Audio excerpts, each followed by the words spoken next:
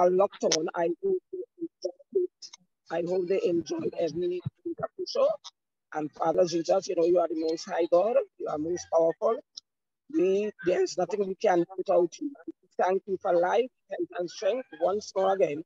And I pray that you guide us all along the way. In thy wonderful name, I pray. Amen.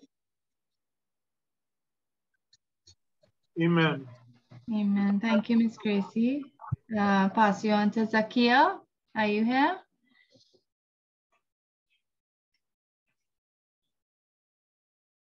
Yes, I'm here, but I don't think I'm finding what you said. It's on the same email that you're checking. Is it a link? It should be an attachment, Lauren. Yeah.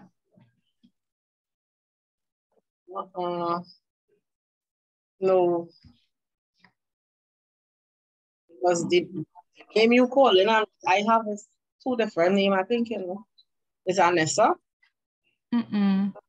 I don't have it.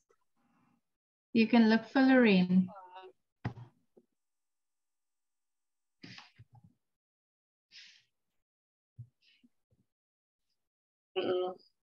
Lorraine. All right, no problem. That's all right. I'll read it from here then. Okay. Thank you. Yeah. All right, everyone. Let's welcome Mr. Shabaka Kambon. A little bit about Mr. Kambon himself. He's a communications consultant and an activist. Mr. Shabaka Kambon is an accomplished Caribbean communications consultant and the founder and director of the Freedom Project, whose stated aim is a more just society through the revitalization of the Caribbean Civilization Project, started at independence.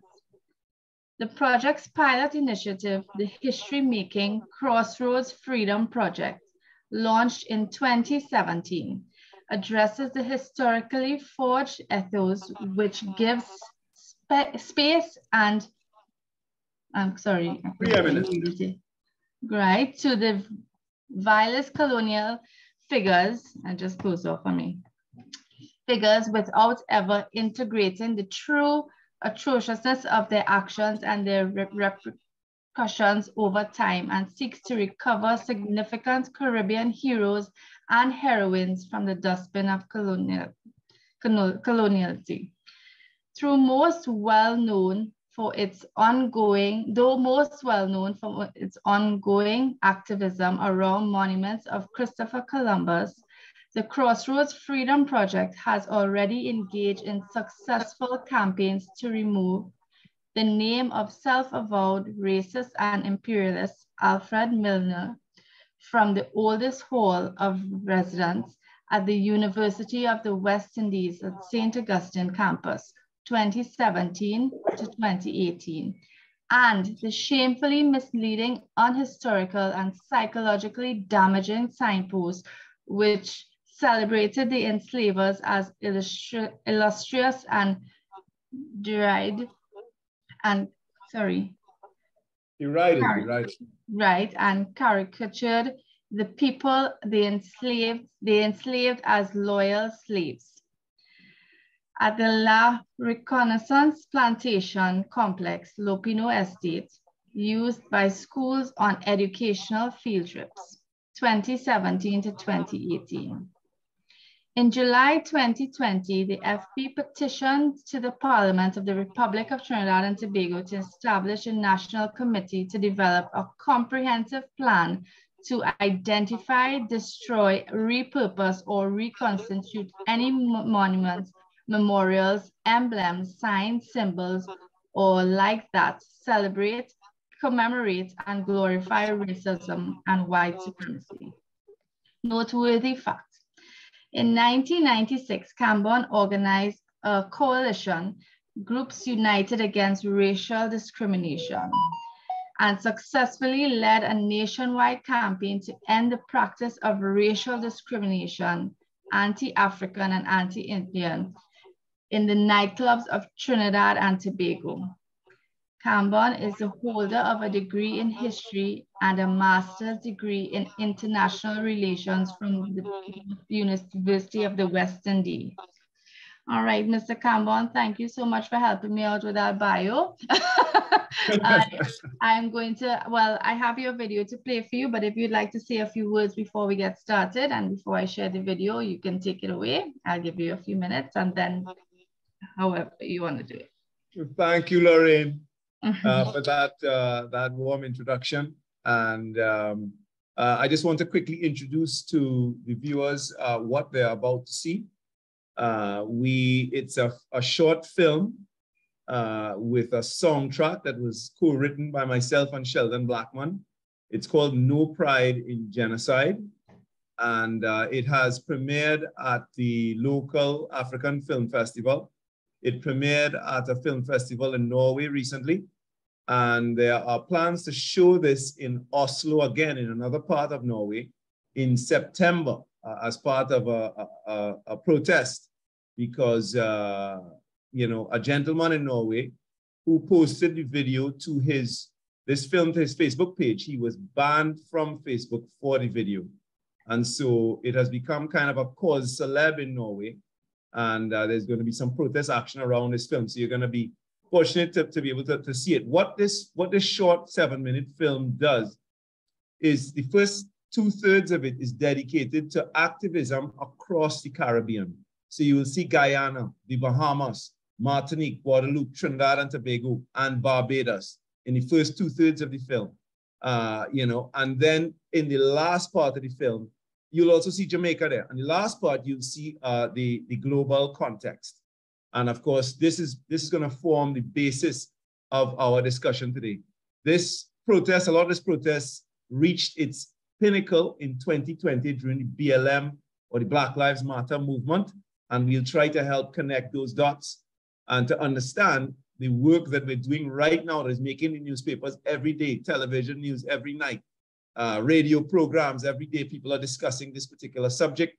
And so let's get right into it. Welcome to No Pride in Genocide, directed by myself and co-written by myself and Sheldon Black.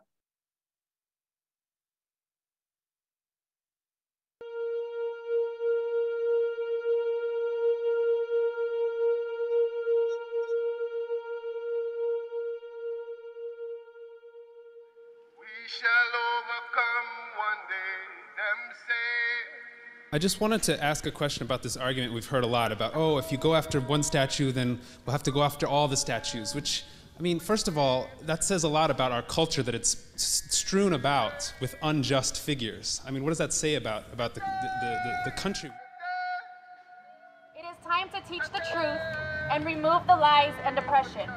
It is time to remove the commemorations of hate, bigotry, and colonization.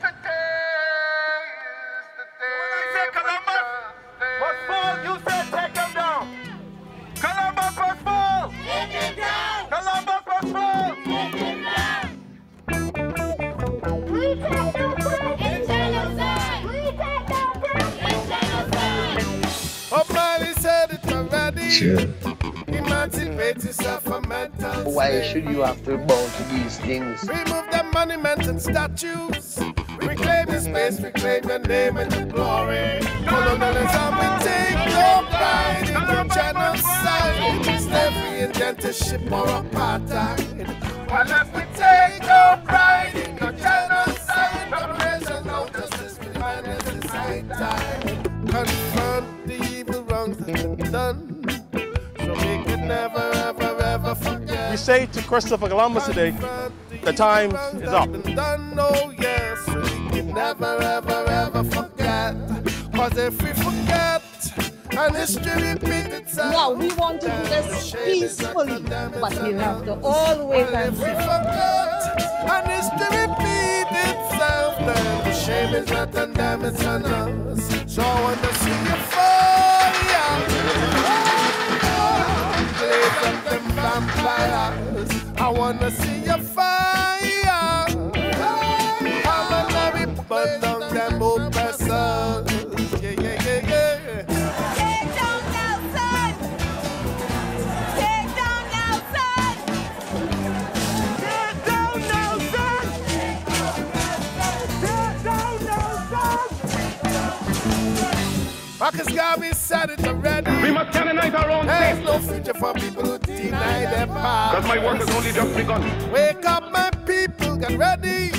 Confront the past to free the future at last. Colonialism, we take no pride in your genocide.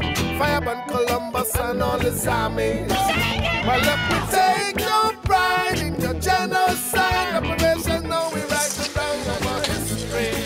Confront the evil wrongs that's been done. Never, ever, ever forget. Confront the evil that's been done, yeah. Never, ever, never forget. Cause if we forget, then history repeats itself. Then the shame is not condemned, it's on us. Well, if we forget, then history repeats itself. Shame is not condemned, it's on us. So I wanna see a fire. Come on, now we blaze up them vampire. I wanna see a fire.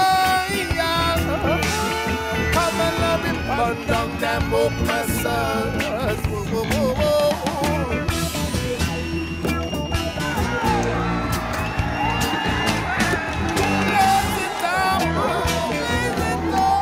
This is part of a global movement to take down symbols of oppression. London, Sydney, Seoul, Tunis, Cape Town.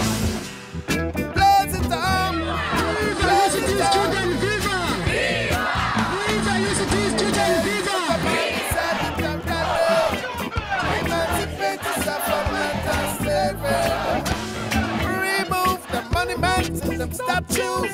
Reclaim your space, reclaim your name and your glory. Colonialism, we take no pride in your genocide. Slavery, indentureship, or apartheid.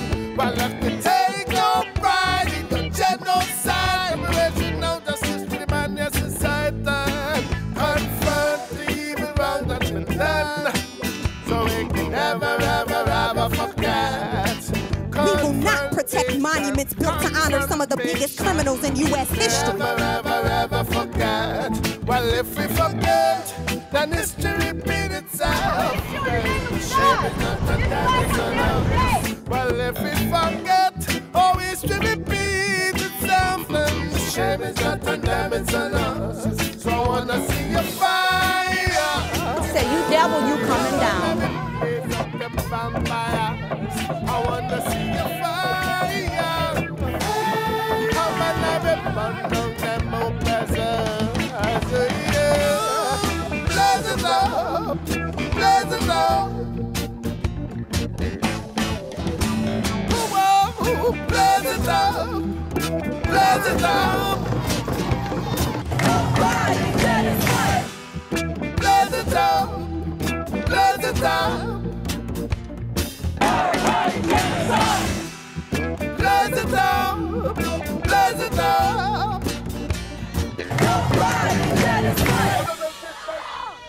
There is no force on earth that can stop an idea whose time has come.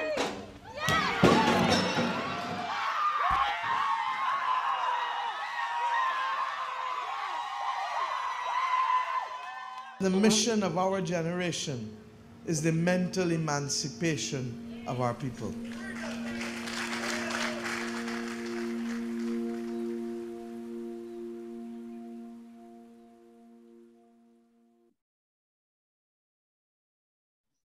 Thank you for that wonderful video. Well, I'll leave it up to you. You can take the floor from here, Mr. Cameron. All right, well, in these virtual forums, you can't hear if the audience is booing or applauding. So I hope they enjoyed it as much as I did making it. Pleasure I had making it. So let's start right there. We are living through an extraordinary historical moment. You know, for whatever reason, the facts of that are somewhat hidden from the people of the Caribbean, particularly Trinidad and Tobago. But we are globally living through an extraordinary historical moment that we would best be advised to take maximum advantage of. There is an unprecedented acknowledgement of the the consequences and the reality of racism and white supremacy in our lives across the world today. There is an unprecedented acknowledgement of the vile role that racism and white supremacy is playing in the lives of people in countries across the world today. That acknowledgement is taking many forms. Corporations that previously exploited people during the period of slavery and the slave trade and the colonial, other aspects of the colonial period, religious institutions, governments, states are all paying reparations, creating programs within their corporate structure to accommodate more people of color, trying to erase the barriers that stop people of color from rising up. The United States Congress is about to pass something they call the Crown legislation to protect people of color from discrimination in jobs and schools based on their hair. California is about to give reparations as a state to the African Americans that live within that state. And they're just trying to dot the I's and cross the T's. Countries across the world are involved in this project. Universities are paying reparations. All kinds of people are acknowledging their role in the past, in the enslavement and genocide of Native people and enslavement of Africans, and the consequences that those two major crimes in human history have on societies today. And they are making efforts in their own spheres and spaces to try to do some kind of, to create some kind of compensatory or reparatory justice measures. Of course, all the governments of the Caribbean since 2013 have unanimously agreed to pursue reparations and have set up a reparations commission under the most celebrated historian in the region, that is Sir Hilary Beckles, based in Jamaica. And that organization is doing its work. That organization, of course, was supposed to set up special commissions or committees in each country until a greater or larger extent, depending on the country, those commissions or committees are active. But we won't get into that today. One of the things that, one of the major visible things that has transpired in this special period of the acknowledgement of the ravages of white supremacy, and of course it's no accident, is that people have turned their attention to monuments, to the people and values that are celebrated in the public sphere all across the world. And so if you looked at the film just now, you would have seen Belgium, Germany, the United States, South Africa, other parts of, of Europe, places on the continent of Africa. India is not in the film, but India took similar measures in the past. Places in the Caribbean, Guyana, Trinidad and Tobago, Barbados, the Bahamas, Martinique, Guadeloupe, etc. All these areas have had protests. People have turned their attention quickly to the people and values because they understand that Black lives cannot matter. Each time the perpetrators, because these people are the protagonists, the celebrities, the icons of the greatest crimes of colonialism. And what are the greatest crimes of colonialism? Genocide, slavery, indentureship. And let me make this clear, between emancipation, the end of emancipation, the end of indentureship and independence, what we lived in the Caribbean, what your parents lived in the Caribbean was apartheid. Just like South Africa, not as odious and as in your face, but it was apartheid. The societies were separate and unequal.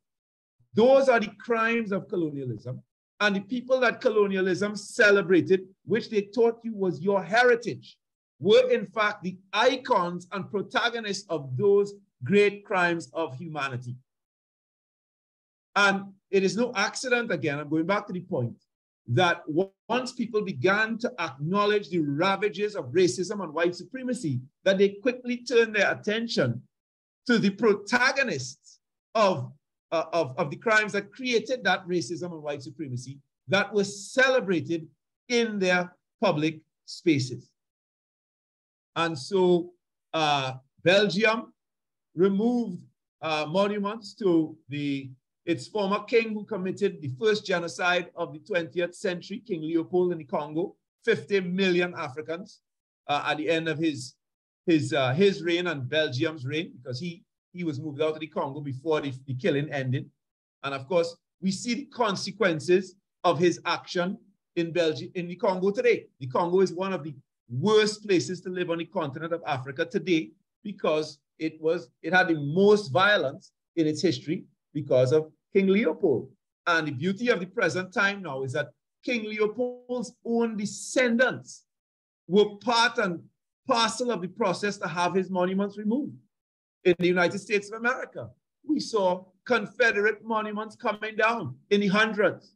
And of course, the descendants of some of those Confederate soldiers who were honored, people like Andrew Jackson, his descendants, people like General Lee, his descendants all came forward and said, it is right and just for my ancestors to be removed from the pedestals that they're on because of the crimes that they were involved in when they were alive.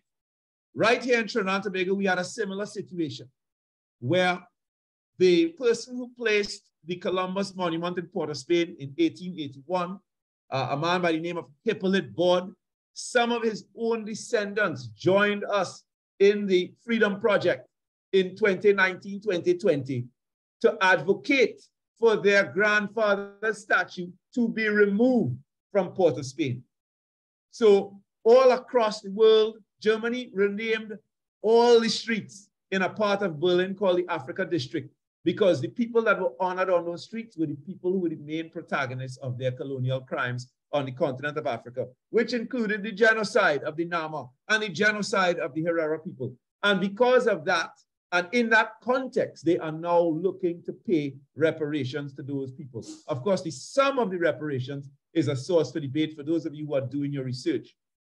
Now, what precipitated the government to act in Trinidad and Tobago in this particular moment is a lot of pressure behind the scenes from civil society, led by myself. We let them know in no uncertain terms that this country was about to be embarrassed by our lack of action, our what I would call our heedless embrace of colonial violence in Port of Spain, particularly around the monument to Thomas Picton, the monumentalization of Thomas Picton. And what do I mean by that? We have over 7 streets in the country named after Picton. We have apartments named after Picton. We have a fort named after Picton. In all, I think we have over 10 things that celebrate Picton in this country. And let me tell you, we are not the only ones. When Picton died as the highest ranking general at the Battle of Waterloo between Britain and France, he was celebrated all across the colonial world. So wherever the colonials were enacting their violence, they foisted this man on the people in that country. So New Zealand, Australia, South Africa, Trinidad, other parts of the Caribbean, Wales, Britain, everywhere they were, everywhere you could trace colonial violence in that period, Picton was celebrated, sometimes in more 3, 4, 5, 6, in our case, almost 10 different celebrations to Picton. It was not up until recently, that is in 2020, during the Black Lives Matter movement, that the facts of Picton's life, the things he actually did while he was alive, began to weigh on his international reputation, the high status that he had occupied in the world for the last couple hundred years. During that period, the Welsh authorities launched an audit of the monuments in Wales. And that included they observed that about 204 persons, including Thomas Picton, were involved in the trafficking and enslavement of our ancestors. And they started to dig further. What they found was so abominable that that country, which had benefited from Picton's rule and which had lionized Picton for the world, recoiled immediately from the celebration of Thomas Picton, starting with the Queen's own royal collection. There was a portrait there. Chelsea, please close the door. Sorry. There was a portrait in the Queen's collection of Picton, over 100 years old, and she immediately had that portrait amended to reflect his engagement in slavery and the slave trade and his crimes in Trinidad and Tobago. That was followed by a gallery, a heroes gallery in Cardiff, where there was a large statue of Picton in marble. They boxed up the statue and started proceedings to have it removed immediately in 2020, shortly after the Queen made her amendment. Thereafter, the Museum of Wales removed a portrait of Picton from public view to a back room, and then proceeded to invite Trinidadians, both living in Wales and living in Trinidad, to collectively produce a piece of art that would recontextualize Picton, that was supposed to be put up for our independence on August 31st, but that was announced on August 1st, Emancipation Day. When we were having our procession on Emancipation Day, BBC and CNN announced that Picton had been reframed in the Museum of Wales, and they interviewed Trinidadians talking about the reframing of this character. So who was Thomas Picton? Thomas Picton came into our history in 1796. He joined Abercrombie Street, right? Let me give you all a quick history lesson here, on a mission to end the revolutionary wars that were taking place by our ancestors across the Caribbean. Now, the history they teach you is a history which suggests to you that the Haitians were alone and singular in their victory and their struggle in the 1790s. Not the case at all. The reason that the Haitian Revolution succeeded is because the Africans revolted from Haiti right down to Grenada. They were in revolt together in that whole period in all of those countries. And that is what made it so difficult for them to deal with Haiti. So Abercrombie and Picton came into the Caribbean to try to end that cross-island revolutionary war. And they started in Grenada and they went up the road. By the time they got there, so putting down our ancestors, the revolts, the revolution taking place by our ancestors. And by the time they got to Haiti, the British there had surrendered. They were supposed to reinforce those British troops. Those British troops had surrendered to Jean-Jacques Dessalines and others. And therefore, they decided to they tried to take another island as recompense. They went to Puerto Rico and were shunned there. And they came to Trinidad, which was an easy target. That's how we became British in 1797. Once we became British, Abercrombie went back to the UK on his duties, the Admiral, and he left Governor Picton in charge as governor of Trinidad and Tobago without any rules. His rule was characterized by scandal and torture and extrajudicial killing. He set up something called the Caixos Brulats in Port of Spain, which was an underground dungeon that was not 6 feet tall, where people would be chained to the ground on their backs, and all they were given to drink was dirty water and to eat was ripe plantains. That was a torture chamber where if your slave master was not happy with you, he could pay Picton a few dollars to have you kept in there, where there was a resident sadist who would torture you for the time that you were in this hot, musty, airless dungeon in Port of Spain. The lives of African people on the plantations immediately worsened under Picton. And in fact, he wrote his own slave code, which was so vile that it was rejected by the colonial office around 1800, 1801. He became friends with and authorized the most savage practices of plantation slavery under people like Lopinot, who you are aware of.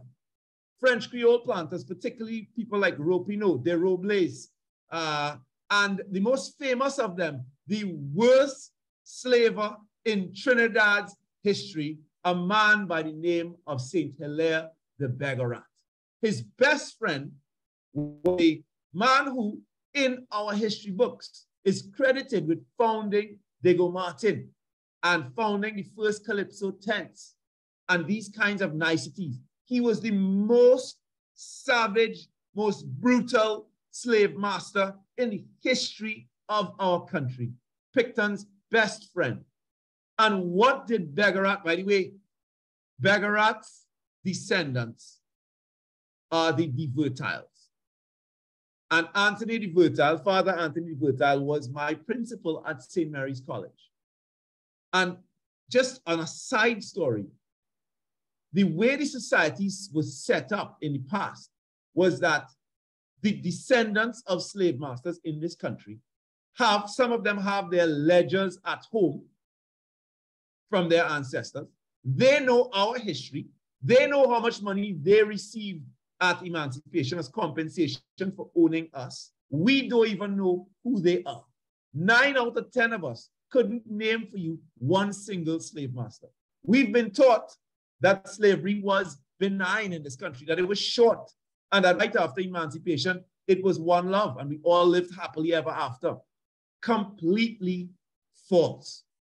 Bergerac, the godfather of the Vertil family, traveled around this country torturing people on other people's plantations. And in fact, Picton was tried in the United Kingdom for torturing a 14-year-old girl. Picton signed off on the torture, but Bergerac did the torture. And the torture was something called, which became known as Pictoning because it was practiced so often under Picton. It was a practice where they would hang people from one hand, from a rope on a pulley from the ceiling. The next hand would be tied behind the person's back to the leg on the opposite foot. And then their full weight would be dropped on a spike on the naked foot of the next leg. And a 14-year-old girl called Louisa Canderon, and this tells you a little bit about the horrors of that period, she had been taken into the home of a Port of Spain merchant and pedophile when she was 10.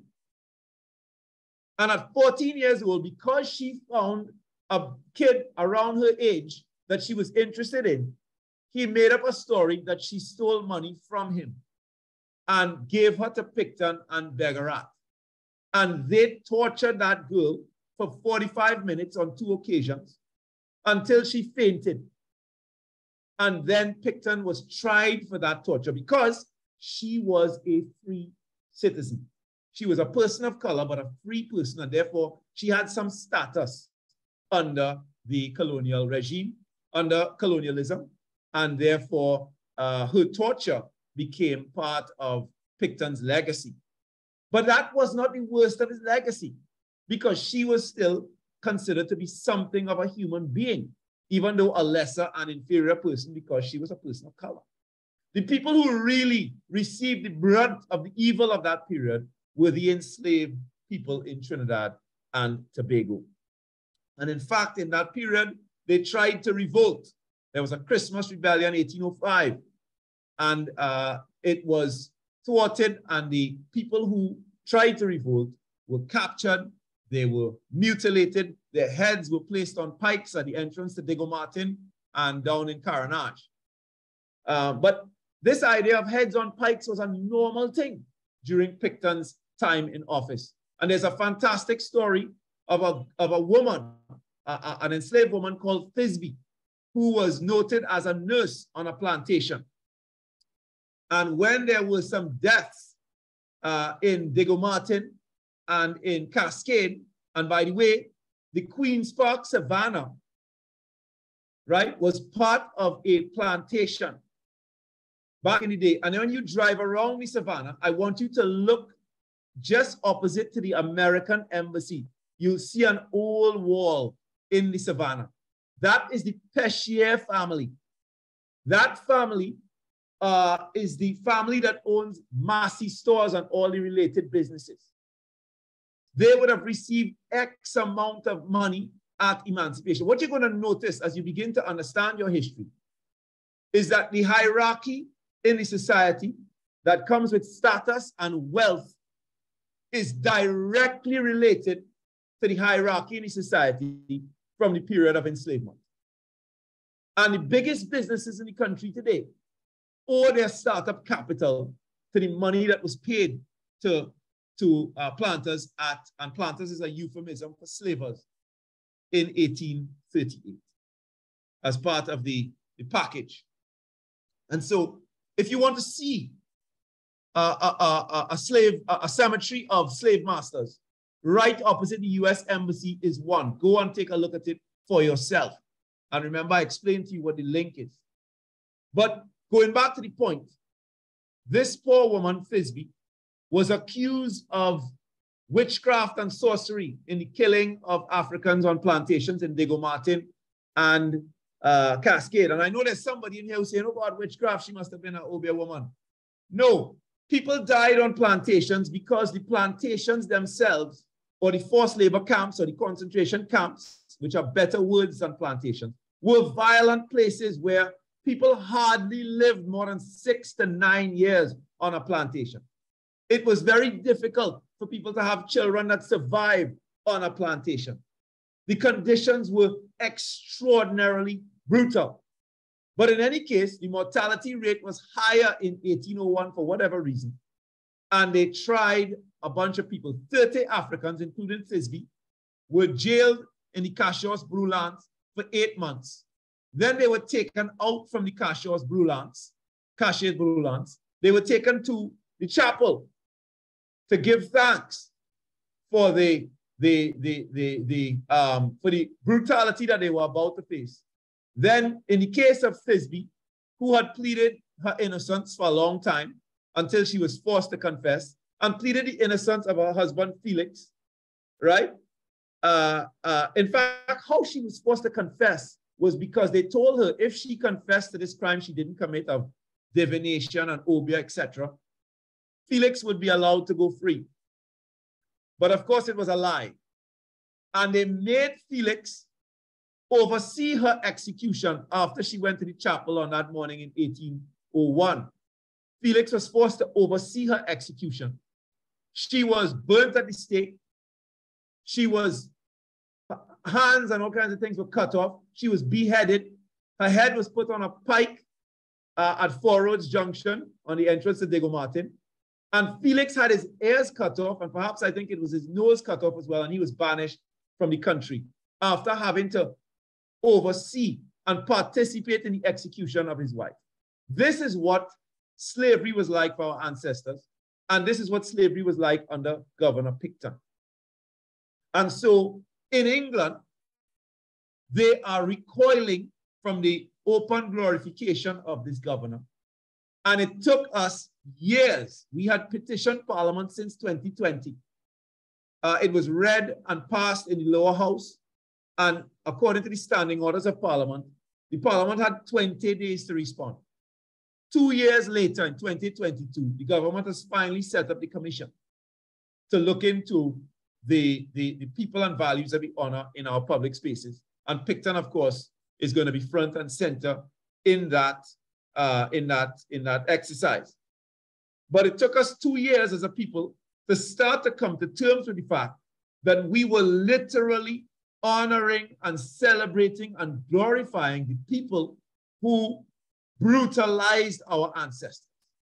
Even at the same time that the people who benefited from the things that they did were recoiling from their open glorification.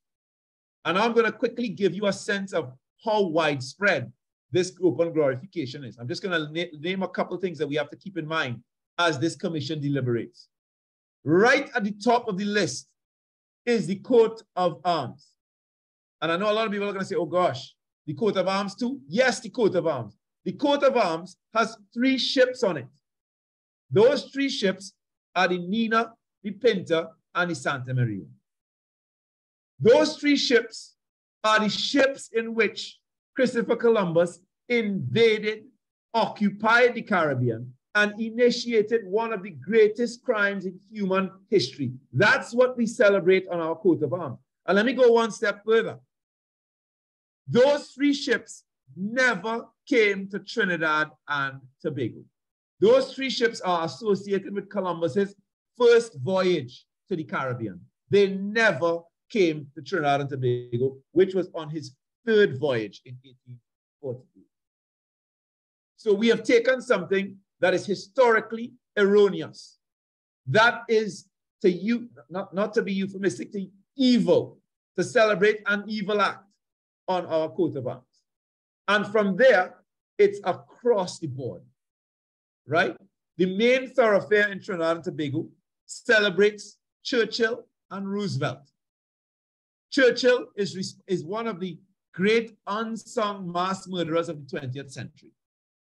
Places in the UK that now celebrate Churchill are beginning to debate whether or not he's worthy of celebration, because they now know that his actions in India led to the death of over 3 million Indians in Bengal.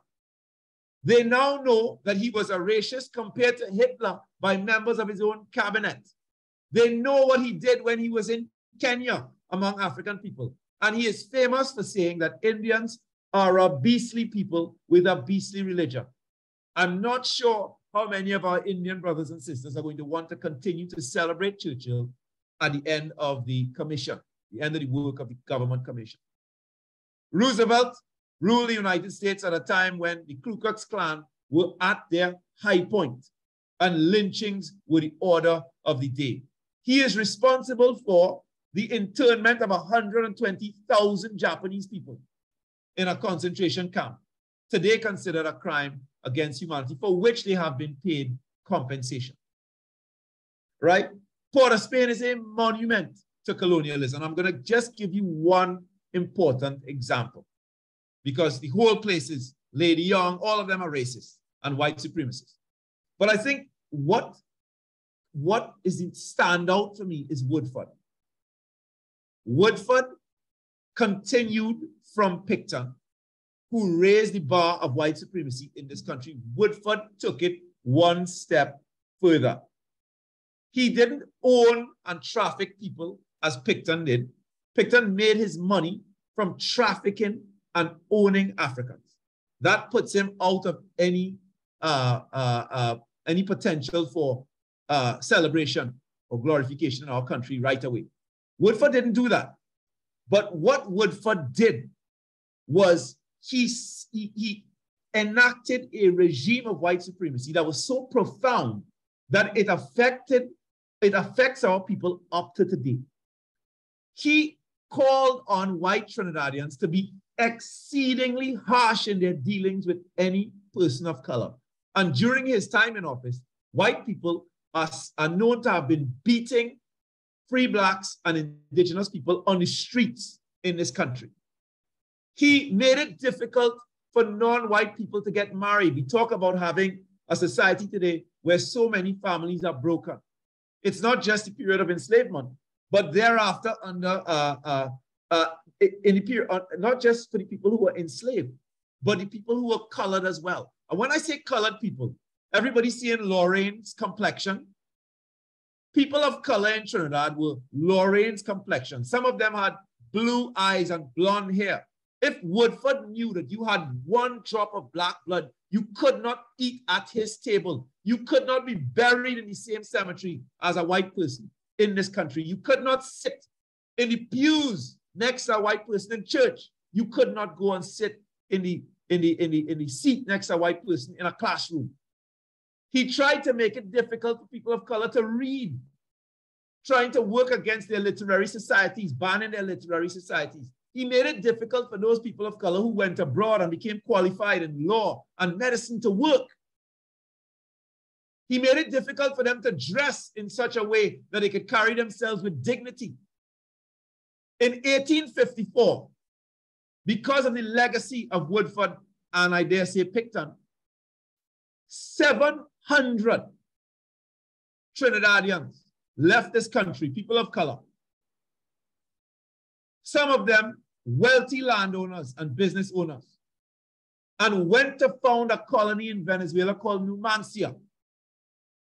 The leader of that group was a man called Numa Diocese, and he left a letter explaining why he left.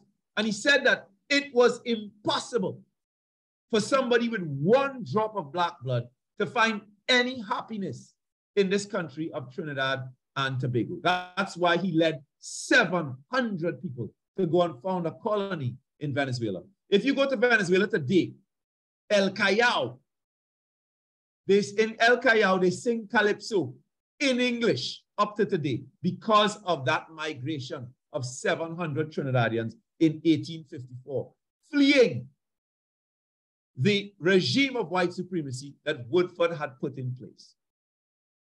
And so the flip side of that now is that all these monuments to these white supremacists actually cover the history of our real heroes. You know, one of our great Caribbean scholars, Frantz Fanon, and I'm going to wrap up now, he said that the way to discover the actions we must take to liberate ourselves would be to retrace the lines of colonial violence. What I have discovered is by retracing the line of colonial violence, you'll also discover who your real heroes are. Because these people who are on our streets and on our celebrated on our coat of arms and our statues are false heroes. And of course, another great scholar, Jan Carew, said that false heroes burden not just your history, but your character as well. So real heroes are the people who fought against these false heroes. Today, I want to introduce you to one, a man by the name of Francis de Ridder, the first colored priest, Catholic priest in this country. He came back to Trinidad after studying at seminaries abroad during the period of Woodford. And what he found here under Woodford was so offensive to him that he ended up setting up his own Catholic church. He set up his own Catholic church. And in fact, where Rosary Boys and Rosary churches today on Park Street was originally the first desegregated school and church in the country set up by Father Francis de Ridder. And what I'm going to ask you today, brothers and sisters, by the way, Woodford and his friends persecuted Father Francis de Ridder to death. He died at 33 years old on his way to the Vatican to report them for the crimes they were committed in Trinidad today. What I want to ask you is, what kind of society do you think celebrates a white supremacist like Woodford with a square, with streets, a cafe, etc., with a life-size marble monument in the cathedral, the Anglican Cathedral, bigger than some of the monuments to the saints and Jesus himself, and a marble monument in the Catholic Cathedral, and forgets a hero like Francis de Ridder, who set up, we proclaim every creed and race finds an equal place. These are our sacred values in our national anthem. And we do not remember the man who tried to enact that in schools and churches. But we remember the man who tried to stop that from happening and who persecuted him to death in our churches, in our streets, in the middle of Port of Spain. What kind of society does that? And what you will find, it is this kind of society. And this society remains replete with racism. This kind of society is still structurally racist. The celebration of these protagonists of genocide, slavery, indentureship, and apartheid reflect the terror that still exists in our society. And I'm just going to give you one simple example, right? I have been receiving report after report over the last few years of children of African descent going to school and being told that their hair is unkempt and they have to get haircuts.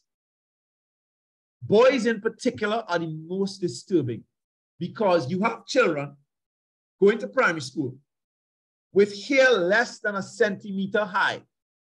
And the teacher's telling them that there's something wrong with their African hair, which is less than a centimeter high. And when the parents go into school to talk to the teachers, the kid sitting right next to them who is Indian, or the kid sitting in the desk next to them who is white, has long hair down to their shoulders. But there's something vulgar, gross, and unkempt about African hair that they need a haircut. And some of these kids, there's one kid in particular, his story broke my heart.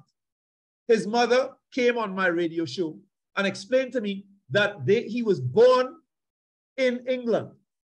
His mother and father, both Trinidadian, he was born in the UK, and he spent the first few years of his life there, where, as a light-skinned Trinidadian, he was celebrated for his little curls, and he felt proud of himself, only to come back to Trinidad and Tobago, and after going to school for a few months, she finds him one morning in front of the mirror in his house, using soap and grease to try to slick down his hair because his teacher had made him feel ashamed of those same curls that were celebrated in the UK. And so she came to tell me how hurt she was to see her son starting to live the inferiority that the caste system in this country that we inherited from Picton and Woodford started to convey to him. And so the work that we are doing, brothers and sisters, starting with monuments, is not really about monuments. Our motto is confronting the past to free the future. We intend to remove all the vestiges, the legacy of the racism and white supremacy that was bequeathed to us by the colonial experience of genocide, slavery, indentureship, and apartheid. And we have to start with the epistemic violence that exists both in our textbooks and in our public spaces. And I want to finish by saying that the most egregious and the most sacred ritual of the process of colonizing our minds. Remember, Bob Marley said, liberate yourself from mental slavery. Frantz Fanon said, imperialism leaves behind germs of rot, which we must clinically detect and remove, not just from our lands, but our minds as well. What they were telling us is to look around us critically. And by the way, Eric Williams is a really interesting character, because when we started our work up at Milner Hall at the university, we discovered that Eric Williams was already planning to remove the name of Alfred Milner when he was in office. When we started the work on the street names, we discovered that Eric Williams had set up a committee already in the 70s. And his, under a man called G.V. Gocking to look into street names. So these things were really the unfinished business of independence that we are engaging in. We're very well aware of that. What we're doing is not new. There's nothing new under the sun. We are involved in the unfinished business of giving form and substance to our independence. But the most sacred ritual of colonialism that we have to live today is the celebration of Christopher Columbus, which we are committed to ending even before the committee rules on the back. So I'm going to leave that there. I'm going to open the floor for questions now, and we can get into the details of that when we start. Thank you very much.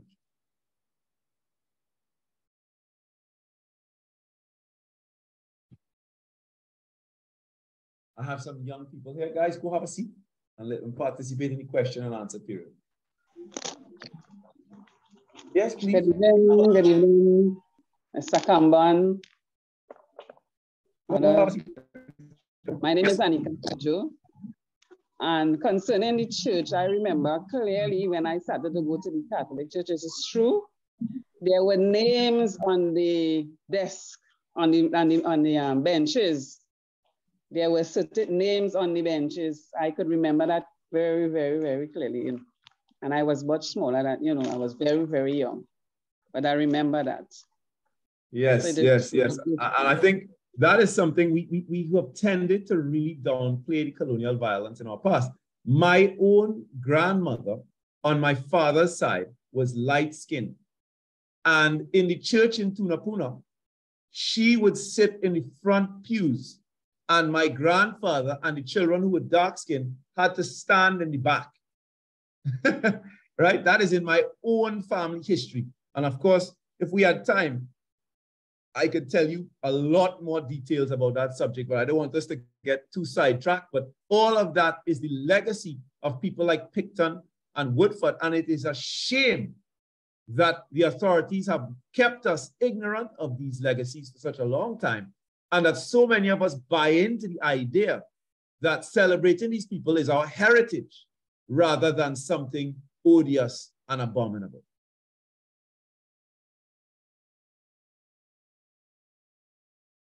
Brother Gums, you have a question?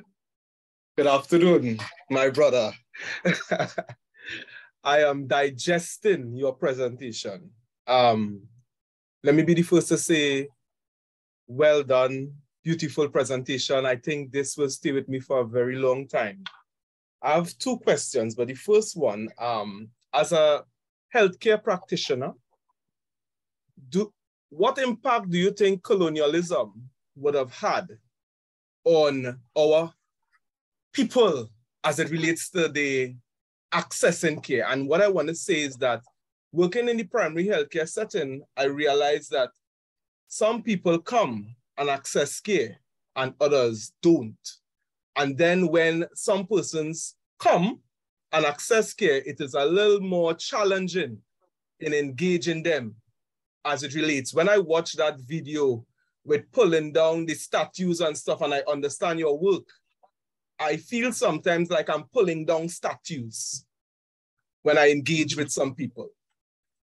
Well, again, at the level that you are discussing it there is really important, the level of personal engagement, because what happens is you don't need white people to have white supremacy. White supremacy is something that is embedded in the ideas of the society. It's enacted through what we call epistemic violence. That is violence enacted through ideas. And when I say ideas, public memorials, textbooks, etc., it's all in there. The very first lesson that you learn at 7 years old is that Christopher Columbus sailed the ocean blue, and that despite the fact that he initiated the greatest crime in human history, there is no recorded crime worse than the decimation of the people of the Americas. None. Right? We could say, well, perhaps there was one, but we don't know. It's the greatest crime recorded in human history. The fact that we know that he did that and he initiated the transatlantic slave trade. He's the first person, and some people will say from his second voyage. I argue from his first voyage. From the time he kidnapped 5 people on that first voyage and took them back across the Atlantic to Europe and then sold them as slaves. From that time, he initiated the transatlantic, crossing the Atlantic slave trade, right? On his very first voyage. The second voyage, he brought 17 ships with soldiers and dogs and started to round up people in the hundreds, right? Historians like to use that as a mark. But I say from his first voyage, he started it. Anytime you could tell a child that the man who did that, because you're telling the child he did it, they're not hiding what he did from the children. They whitewash it in such a way that your child walks out of the classroom confused and begins to think that it's okay for the powerful to go and take over the weak and to treat them as he will. It's God's will, because the Columbus narrative is imbued with all kinds of Christian symbolism. That's one of the ways they're able to sell it to your child. It's God's will that the native people and the Africans are enslaved, and they have to be grateful. Once you go through that colonial ritual, you are imbued with the poison of white supremacy. You begin to see the world in a particular way from 7 years old, and you will treat people who look like you in a particular way when you're in authority, and you will have contempt for people who look like you when they are in authority. And so it makes the personal interaction very challenging. It makes the interaction between men and women. Listen to the music. Hear the vile ideas that come out of the mouths of our entertainers about our women. Hear the things that come out of the women's mouths about African men, right? This is all part of our legacy that we have to address. But there's a deeper problem in healthcare. We are suffering from the highest rates of diabetes and hypertension in the world. That is directly related to our slave experience. And not only that, the medication that was developed internationally to deal with those things cannot treat us the way that it treats people on the continent of Africa and in Europe. Because something about the experience violence actually modified our DNA in such a way that the science has shown that we don't respond the same way that other people respond on the continent of Africa or in Europe. That's very, very interesting. And anybody who doesn't believe me can do the research, because I know it sounds a bit far-fetched, but do the research yourself. Dr. Beckles talks about this all the time. So in terms of healthcare, there are all kinds of ramifications for us. It also has to do with what we consume. Our history has left us consuming many things that are not good for us. So all those things impact healthcare. Now, any government that is serious about independence, and this is why I want you all to understand this, independence and emancipation, some of us, we think of them as events rather than the beginning of a process. 1962 was the opportunity to create an independent society. We didn't get independence in 62. We then had the opportunity to give form and substance to independence, and we simply have not done enough. If we had, we would have our scientists looking at the issues that affect our health. We would have our sociologists examining the problems that create the wealth gap between certain groups and other groups in our society, and examining the ways that we could, the things that we could enact to transform the racial apartheid that we still live in today. That's my answer. I appreciate your answer, and I really liked what you touched on. There are so many misconceptions, and many times I ask the question, are we truly emancipated? And the other question is, are we really independent? Because there always seems to be a level of slavery, especially as you on the video would have talked about mental emancipation. And there's a lot of people who still in bondage mentally. Physically, they are free. They can move around, they could do this, they could do that. But in their mind, they are very much enslaved. Yes?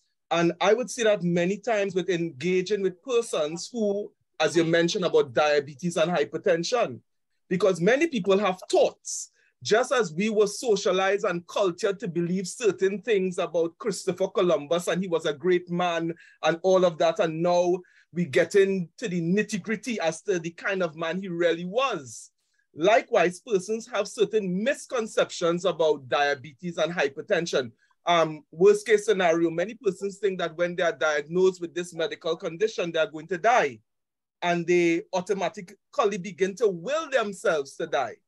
And just as how you all are pulling down statues and, trying to reform and reframe things, as healthcare providers, we are always, just like you, pulling down, trying to get people to see things differently.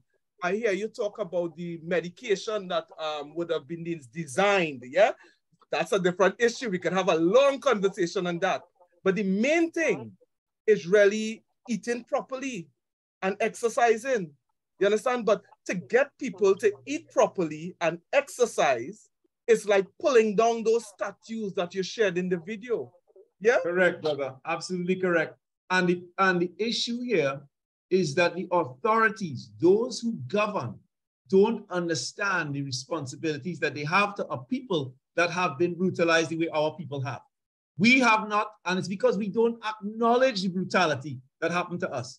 And a clear sign that we don't acknowledge that brutality is that we celebrate the brutalizers in our public spaces. So it's all one big circle, it's all related. I remember Kwame Ture used to say, and you know, he was a philosopher, the great Trinidadian, who we want to have Oxford Street named after. We will eventually get it renamed. He used to say, listen, think about the society like water. If you take water and you put it in the refrigerator, it will become ice at a particular temperature. You take it outside, you raise it to a particular temperature, it will evaporate. It's all connected. Yes. Thank you. Thank you very much. I don't want to prolong the conversation, you know, but I'm loving this conversation and we need to continue this at another point. Yes, man. I want to see if there's anybody else who wants to. And Brother Gums, by the way, I really appreciate the questions. You've allowed me to share knowledge on those subjects. But I see Miss Murray and Marlon, Maria. Anybody else have a question? Surely there's somebody in our midst who thinks that what we're doing is a bit strange.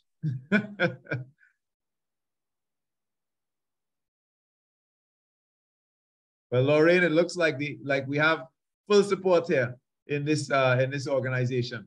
I think Ms. Myrna was trying to ask a question, but I'm not sure. I was seeing her lighting up just now. Yes, hi. Right. Hi, Mr. Campbell. Yes, ma'am. Thank you, Lorraine. You know, the topic today is sort of more disturbing again for me. I have even decided not to watch the movie Roots again. And so it brought back those memories for me, sad memories.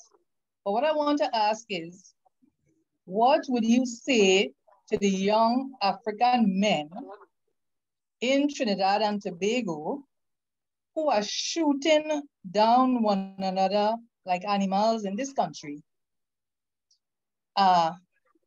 It is our ancestors have to be turning in their grave for what sacrifices they would have made for us. What would you say to them? Okay. Thanks. So I'm going to start with the very first thing that you said. When you look back on your past, you look back and you feel a certain amount of sadness. When I look back through the lens of knowledge that I have about the past, I feel great pride. And the difference between our sentiments has to do with what knowledge I've been able to access as opposed to the knowledge that you have received. So I know that the reason that slave trade and slavery came to an end was because our people turned the Caribbean into one big fire in the 1790s, to the point where they understood that they could not keep this thing going. I know that the reason that we then took it upon ourselves to humanize, they taught us that colonialism gave us the rule of law and education and literacy and all these different things. We were the ones who extracted all those things through our struggle from colonialism. I know the names of our heroes. I know the values and the statements that they made, the speeches that they gave, the sacrifices that they made for the freedoms I enjoy today. And so I feel connected to them. I feel a sense of pride. I could never take a gun and shoot my brother or my sister. I have to defend them because I have been inspired by my heroes. On the contrary, you have been deprived. Most of us have been deprived of the inspiration of our great heroes. Nobody in this group, I bet, can tell me who Edgar Murray Smith was. Most people don't know J.J. Thomas and Nzambo Lazar.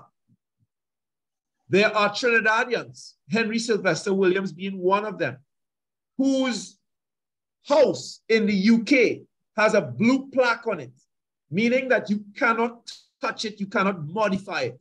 But 2 years ago, his house in Trinidad where he grew up was demolished by our government. He is the man who organized the first Pan-African Conference in 1900, which set the tone for the civil rights activity that would lead to independence and the freedoms we enjoy today. He was a Trinidadian. His home was destroyed in Aruca next to the bus route just about 2 years ago. His home in London is protected by the government. And let me tell you, when the Tunapuna Piarco Regional Corporation went to destroy his home, there was an old lady who lived next door. And she said to the workers, she said, "You're going to mash up that house?" And they say, "Yes, we have instructions to destroy the house." She said, "I think an important person lived there."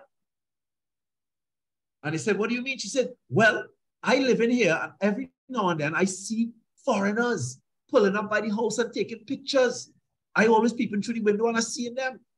She said, "I swear somebody important lived there." They didn't know any better. They destroyed Henry Sylvester Williams's home.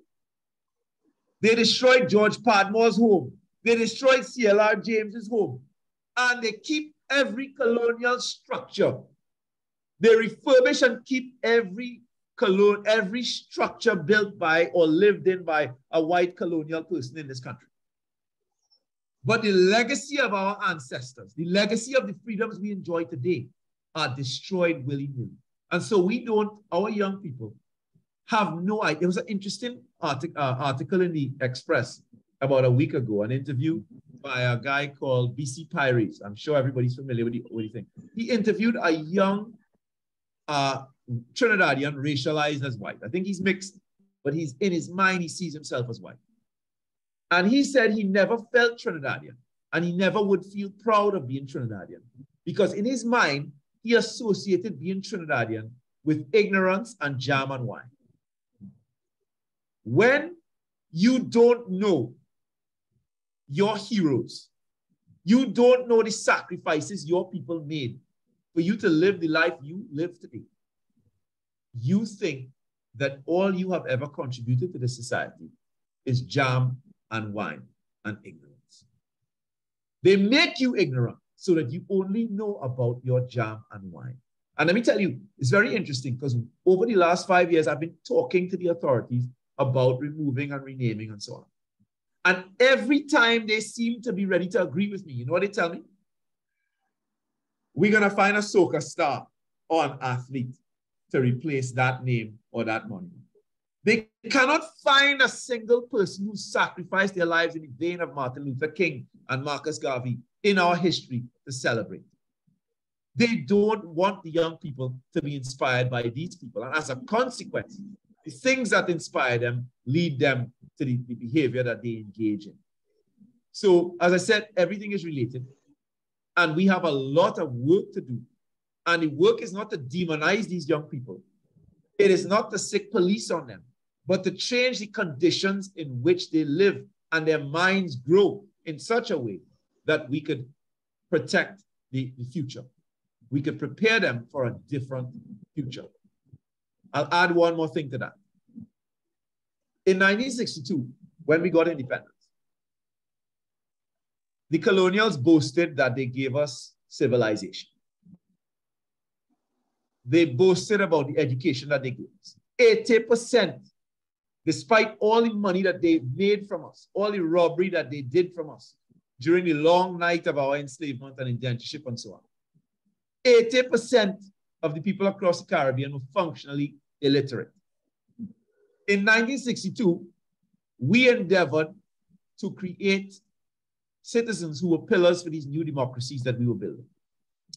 And we made a boo-boo, to use that casual language. We unwittingly expanded the reach of epistemic violence of the colonial period. So your grandparents would not have been colonized mentally as this generation is, because a lot of them would have been illiterate and incapable of accessing the worst violence at the level of ideas. In 1962, when we expanded the education system, we inadvertently expanded the reach of colonial violence because we did not tackle the content of the education system, which up to today in 2022, 60 years later, remains largely unchanged. So when you want to understand the roots of what's happening with the young people. Right here in Carenage, I go into the communities all the time. There are kids who are 14 years old, who are shorter than 9-year-old kids from the middle class because they have been stunted through the poor nutrition. We know from science that if a kid is not nourished right between the ages of 3 and 9 or 10, it can affect their sense of morality. We know that from the science. Their sense of right or wrong, their capacity to make sense of things in particular ways. We have a lot of work to do as a society if we want to address, genuinely address. And this is not about police and killing pests. This is about loving our people enough to do the hard work of transforming their conditions, to transform the violence of the society. Let me add one more thing. 8 out of 10, Trinidad is not unique. 8 out of 10, 8 out of the 8 countries within the Caribbean community are in the top 20 most violent countries when it comes to homicide rates per capita in the world. These island paradises that we live on, 8 out of them have the highest murder rates per capita in the world, out of the top 20, in the top 20 in the world. That's not an accident. It has nothing to do with pests. It has to do with our history.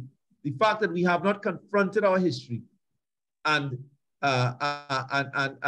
therefore set up, according to Fanon, we haven't traced the lines of colonial violence and found the exact measure of freedom actions we have to take to liberate the future.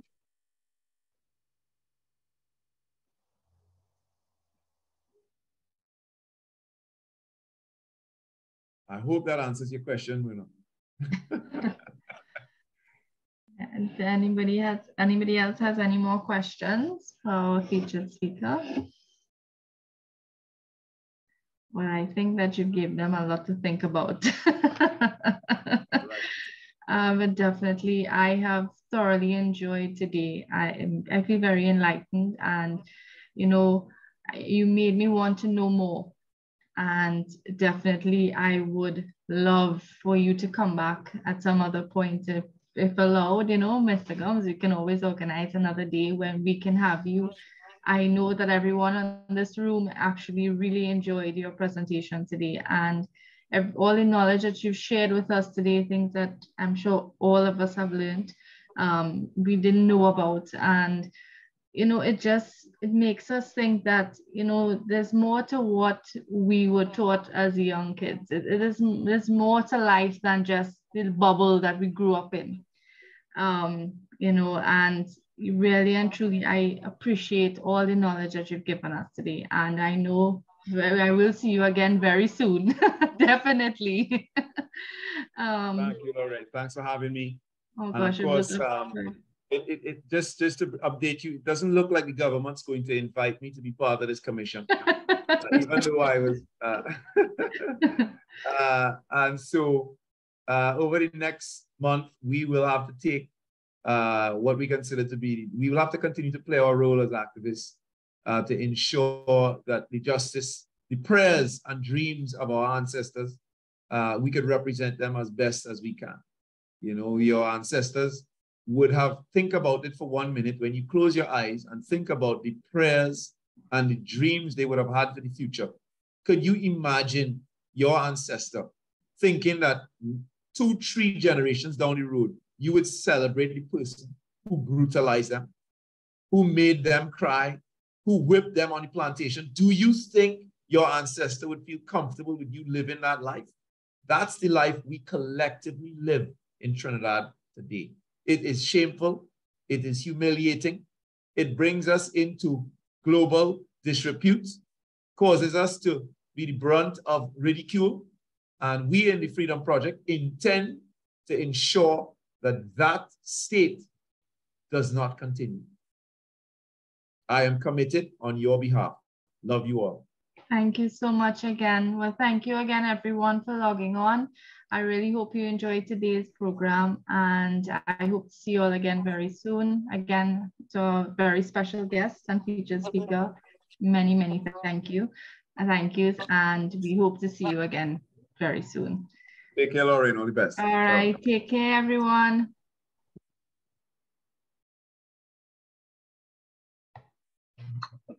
Thank you. Bye-bye. All right. Take care, everyone. Have a good evening. You Eric too. is falling off. All right. Goodbye. Mr. Gums, thank you very much. You're very welcome. Well done, Lauren.